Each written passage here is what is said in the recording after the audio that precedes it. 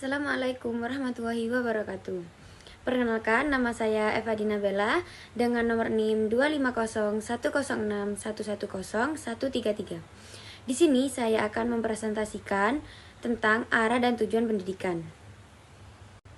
Untuk memenuhi tugas mata kuliah dasar-dasar pendidikan dengan dosen penampung Ibu Nur Hidayah Hanifah, MPD. Baik, yang pertama saya akan menjelaskan tentang pendahuluan. Dalam kehidupan manusia, pendidikan memiliki peran yang sangat penting. Melalui pendidikan, kita dapat memperoleh pengetahuan, keterampilan, dan sikap yang dibuka untuk menjalani hidup menjadi pribadi yang lebih baik lagi. Secara sederhana, pendidikan adalah proses mengubah sikap dan perilaku seseorang menjadi dewasa dan lebih bertanggung jawab lagi. Jadi, pendidikan bukan hanya tentang belajar di sekolah, dan juga tentang pembentukan karakter dan kepribadian. Dari latar belakang ini, saya akan merumuskan 3 pertanyaan utama. Yang pertama yaitu apa tujuan pendidikan, yang kedua apa kedudukan dan fungsi pendidikan, yang ketiga bagaimana cara mengembangkan potensi peserta didik. Bab 2 adalah pembahasan. Yang pertama yaitu tujuan pendidikan. Tujuan pendidikan adalah arah yang ingin dicapai dengan proses belajar. Beberapa ahli memiliki pandangan berbeda, tapi intinya sama, yaitu untuk membentuk manusia yang berilmu, berakhlak, dan mandiri. Menurut Yohanes Amos Komanis, tujuan pendidikan adalah menjadikan manusia terpelajar, artinya memiliki pengetahuan, kebijakan, dan kesolehan.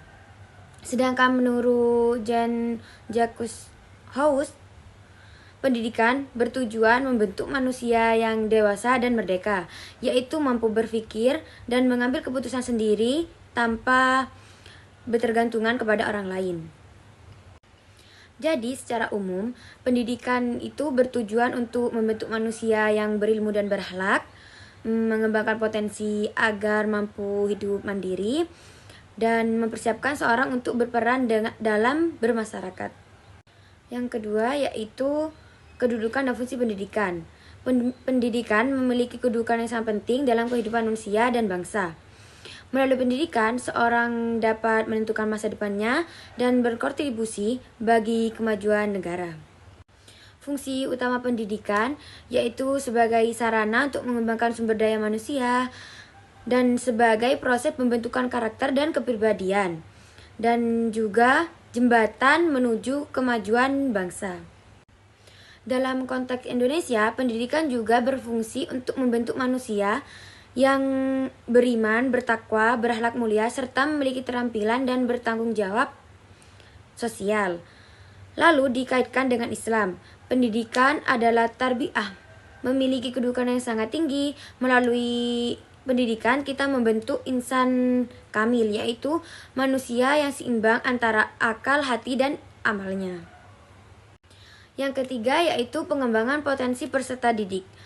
Pendidikan tidak hanya untuk memberikan ilmu, tetapi juga untuk mengembangkan seluruh potensi yang dimiliki peserta didik, baik itu potensi intelektual, emosional, sosial, dan maupun spiritual. Beberapa cara untuk mengembangkan potensi peserta didik antara lain yaitu melalui kurikulum yang relevan dan atraktif dengan perkembangan zaman yang modern seperti ini, dengan guru yang kompetensi dan inspiratif, menciptakan lingkungan belajar yang kondusif dan menyenangkan, melibatkan keluarga dan masyarakat dalam proses pendidikan. Dan yang sangat berperan penting dalam pendidikan yaitu seperti orang tua, guru, begitu juga dengan lingkungan sekitar. Dengan begitu, peserta didik itu dapat menjadi pribadi yang cerdas, kreatif, mandiri, dan berkarakter. Dan yang terakhir yaitu penutup. Kesimpulan dari pembahasan tadi yang bisa kita simpulkan bahwa pendidikan adalah pondasi untuk membentuk manusia menjadi pribadi yang cerdas, berkarakter, dan mandiri. Dan arah dan tujuan pendidikan yang menjelaskan penting agar proses belajar berjalan secara terarah. Dan keberhasilan pendidikan membutuhkan dukungan dari semua pihak, guru, keluarga, maupun masyarakat.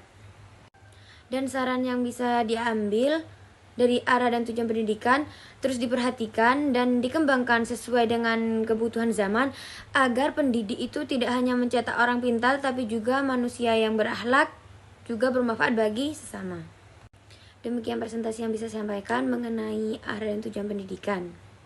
Apabila ada kesalahan atau kekurangan, saya mohon maaf. Assalamualaikum warahmatullahi wabarakatuh.